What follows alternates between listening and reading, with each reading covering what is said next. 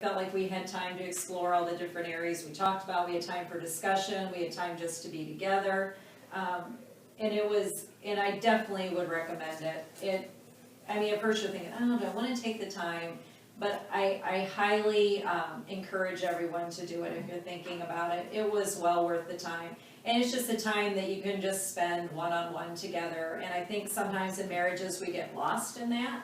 And we don't spend the time just to be one-on-one. It's bills and kids and work. And so this was just a time to come together and just focus on each other. So I would recommend it to anybody. And well worth the time to take off from work. It's always fun to take off work. So. Yeah, I totally agree that the way it was structured and where you had group time, you had some individual time, and then you also had couple time.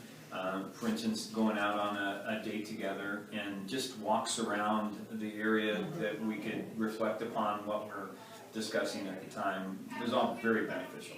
Go through that whole process not only with each other, but with other people within the church that you know and that you love, or you get to know better because of that as well. And to see, have a sort of a group growth as well.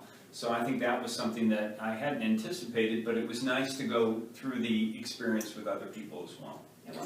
Because it's something to know that you need to be open to listen to someone else and to really communicate, and how we are so different in the ways we communicate, how we verbalize, how we want things, and so I would think that would be a great introduction for either kids that are engaged, are thinking about getting married, or just to kind of know if you're dating someone, what to look for and to communicate well.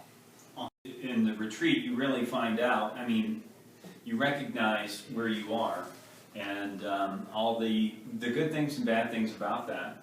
And so, again, it's about that self-exploration. When you can find out why you're built the way you are and those kind of things, then it helps, I think, your ability to love other people. So it would have been probably very beneficial to do this very early on as well.